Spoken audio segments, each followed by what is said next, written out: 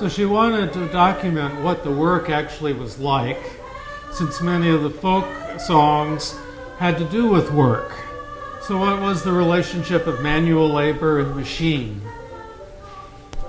in this business?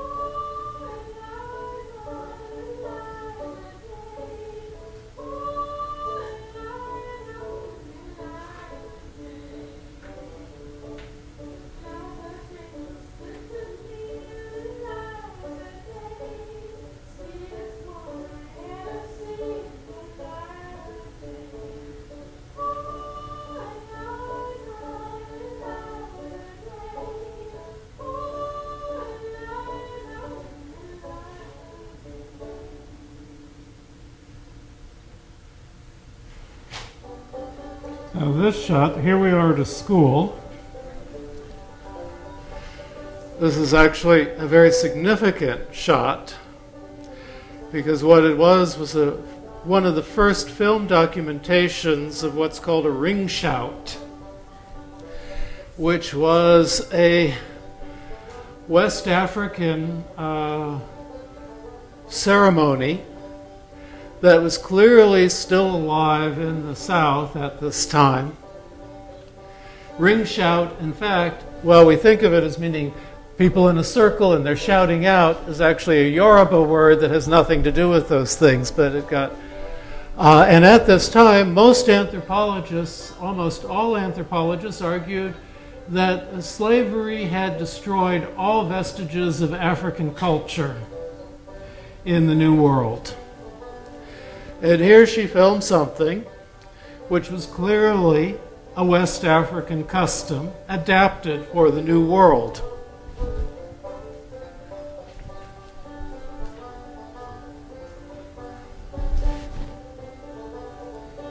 And the dance steps are West African as well.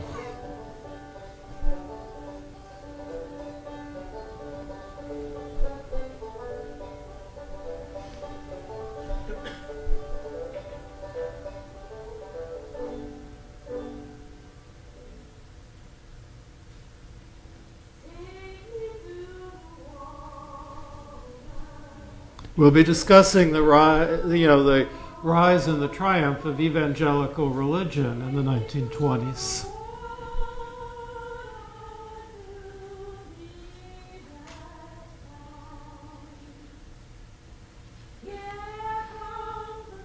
One of the points of contention between the evangelical movements and the mainstream Protestant churches was when baptism should happen and whether it should be full body, full immersion.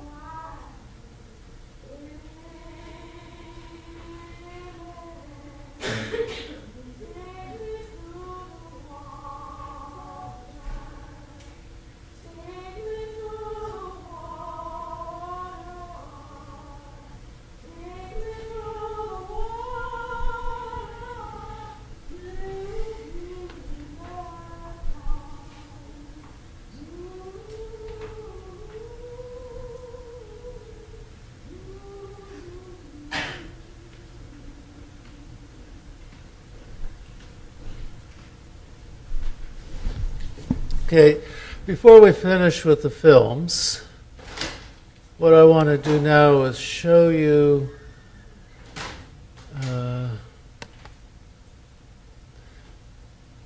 think this is it. Yes. 2 films. Eddie Cantor, these are sound films, experimental sound films taken in 1923 and 1924. Eddie Cantor was one of the biggest stars, vaudeville stars of this period, very popular figure. And so they, as part of testing out the sound system, they filmed one of his routines. A few years later, 1927, they would film Eddie Cantor starring in The Jazz Singer, in which he plays a blackface, a white person doing minstrel shows. And then the second film is a statement by President Calvin Coolidge on life in America in 1924.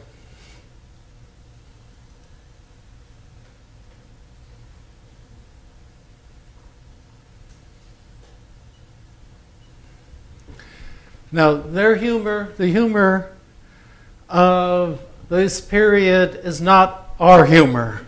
I shouldn't have to remind you of that, but it'll be very strange to you to think about why somebody like him would have been so popular and why he would have been thought to be funny.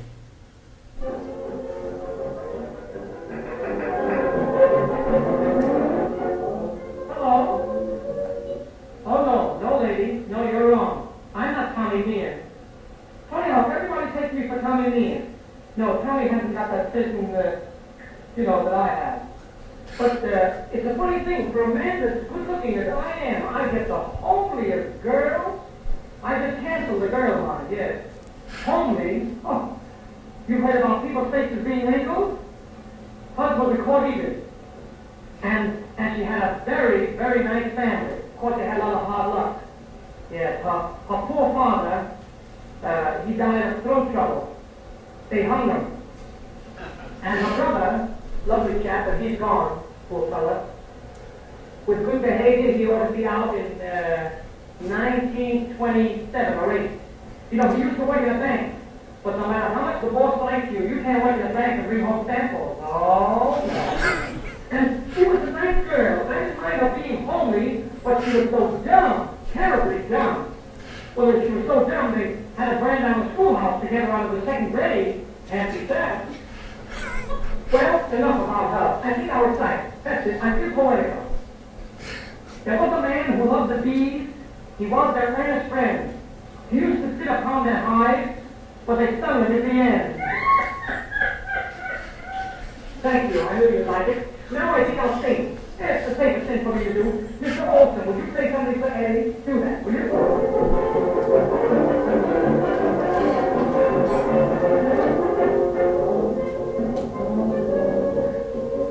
I may look simple what I want. I'm full of knowledge. I'm right at home with breaking in, and then my my show. But when the clever girls around my head, I would know. So educated ladies are a bore. I'm going to say what I said many times before. Oh, the tougher they come, the better I like them. Because the dumb ones know how to make love. Oh, my river has to eat for folks when you call. The rain baby over kiss it down in the hall. Oh, the dumbbells I bet.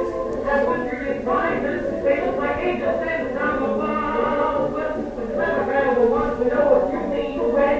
The devils never think of looking that far ahead. The type of number they count, the better I like them. Because the dumb ones know how to make love. Oh, the dumber they count, the better I like them. Because the dumb ones know how to make love. The smarter speak Greek and other languages too. But the dumb girls only languages which is you. All the steps that I take, but what you're trying, they will like angels sent from above. It's not a squeaky clever girl to shoot on the shelf. But when you're with some doors, you can just for yourself. All the power they come, the better I like them. But the power for how they love.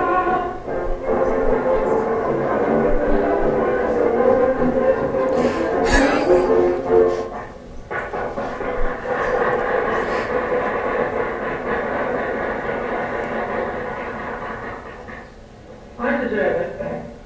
I'll let you go. I was all through. No such luck. I must finish this. Oh, before I forget, yesterday I went down to the Pennsylvania Railroad station to wait for a train from Philadelphia.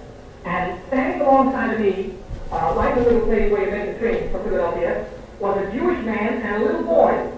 And it seems that this boy must have aggravated his father because his father kept hitting him. He kept saying to him, "Give it to you for the second time."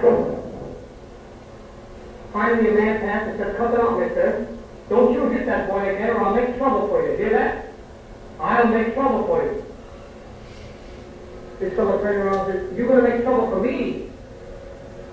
Last week my wife ran away with the janitor. Yesterday I failed in business. My baby's got measles and he followed the secret to Philadelphia and you're going to make trouble for me?" You seem to like this story so well. I think I'll tell you another story of a gentleman that he's ready to see.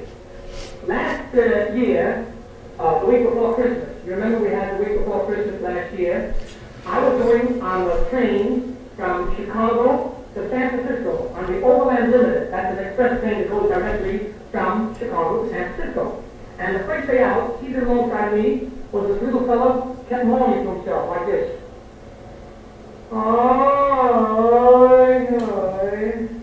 And the next day out, he repeated the same thing. He says, and when he did it the third day, I went over to him. I said, "Mister, please excuse me for butting in, but I want to help you. Tell me why. Why do you keep moaning like that?" He says, "Oh, it's already the third day I'm on the wrong train." Well, I think I'll sing again now, won't I? This is open again. Won't you play me something, Freddie?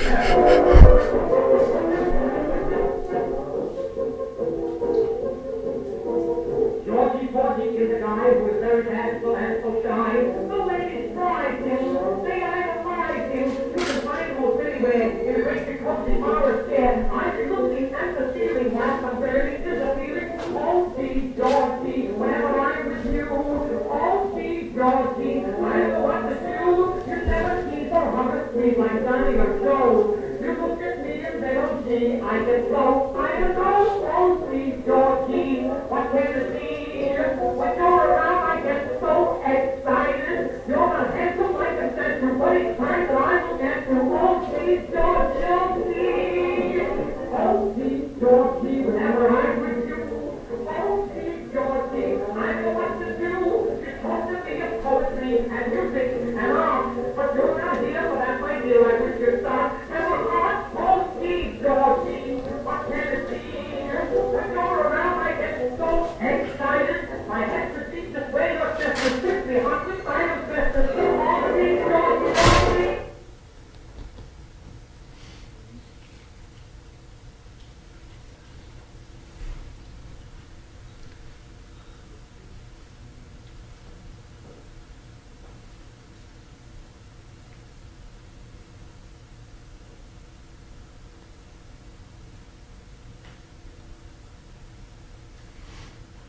Country needs every ounce of its energy to restore itself.